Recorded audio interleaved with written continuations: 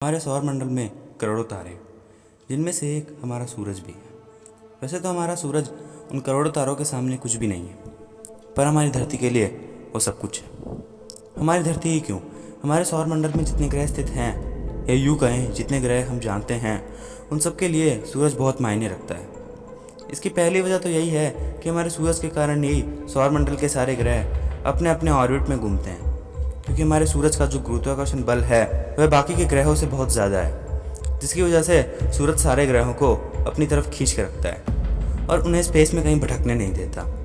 और बाकी की वजह तो आपको पता ही होगी, जैसे सूरज हमें जीवन देने वाली रोशनी देता है, हीट देता है, धरती को एनर्जी देता है, धरती का वातावरण संभाल के रखता है। नहीं तो अगर सूरज नहीं होता तो हमारी धरती बर्फ़ का गोला बन जाती और धरती पे मेरे और आपके जैसे लोग कभी पैदा ही नहीं हो पाते और ना ही आप ये मेरा वीडियो देख पाते। हालांकि आपको धरती से ये नहीं पता चलता होगा कि सूरज का तापमान कितना है। धरती पर तो इसका तापमान अधिकतम 50 से 60 डिग्री है, लेकिन इसके सतह का तापमान लगभग 550 डिग्री सेल्सियस तक जाता है। अब आप यही सोच रहे होंगे कि धरती पर तापमान इतना कम, ऐसा कैसे? इसकी वजह यह है कि सूरज की रोशनी को धरती तक पहुंचने के लिए लगभग 8 मिनट लगते हैं और उन्हीं 8 मिनटों में सूरज की रोशनी 152 किलोमीटर की दूरी तय करके धरती पहुंचती है। और उसी दूरी को तय करने के दौरान अंतरिक्ष इसका तापमान इतना नीचे ले आती है कि आपको इसकी गर्मी का एहसास ही नहीं होता।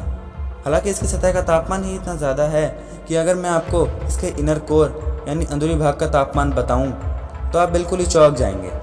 इसके अंदरूनी भाग का तापमान लगभग 15 मिलियन डिग्री सेल्सियस तक जाता है और हमारे सूरज की चौड़ाई यानी डायमीटर 14 लाख किलोमीटर है। ये धरती के डायमीटर का लगभग 110 गुना है। वैसे तो हमारा सूरज डस्ट और काफ़ी सारे गैसेस से भरा पड़ा है, लेकिन अगर ये अंदर से खाली होता, हॉलो होता, खोखला होता तो ये अपने अंदर लगभग 1 मिलियन से भी ज़्यादा धरती जैसे ग्रहों को रख सकता था। अब मैंने आपको ये तो बताया कि सूरज की रोशनी कितने समय बाद धरती पहुंचती है, पर अब मैं अगर आपको ये बताऊंगा कि सूरज की गर्मी को उसके खुद के भीतरी भाग से उसके सतह तक पहुंचने के लिए कितना टाइम लगता है तो आप पूरी तरह चौंक जाएंगे और आप कहेंगे कि यार ये कैसे हो सकता है। सूरज की गर्मी को उसके भीतरी भाग से उसकी सतह तक पहुंचने के लिए 1 साल नहीं, 5 साल भी नहीं, 10 साल भी नहीं, 50 साल भी नहीं, बल्कि पूरे 100 साल भी नहीं। 100 के पीछे इतने जीरो, यानी पूरे 1 लाख साल लगते हैं सिर्फ सूरज के भीतरी भाग से सूरज के सतह तक सूरज की गर्मी को पहुंचने के लिए। अब सोचो यार, मतलब हमें जो गर्मी मिल रही है सूरज से वो सबसे पहले तो 8 मिनट पहले मिलनी चाहिए थी। फिर उसके बाद हम जिस गर्मी को महसूस कर रहे हैं वो 1 लाख साल पहले ही बन चुकी है, जनरेट हो चुकी है।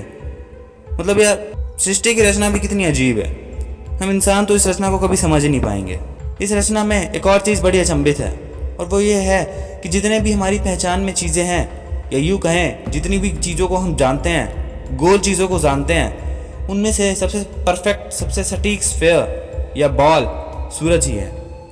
ये इस बॉल से भी ज़्यादा गोल है जो दुनिया का सबसे परफेक्ट ह्यूमन मेड स्फीयर माना जाता है, यानी कि वो चीज़ जो इंसानों द्वारा बनाई गई है और आज तक की सबसे सटीक आकार में गोल होने के मामले में अव्वल नंबर पर है। वैसे तो सन के बारे में ऐसे कई और फैक्ट्स हैं, कई चीज़ें हैं जो हम में से कई सारे लोग नहीं जानते होंगे, पर मैं आपको इतना ही बता पाया। लेकिन जितना बता पाया उसके बारे में आप नीचे कमेंट ज़रूर कीजिएगा।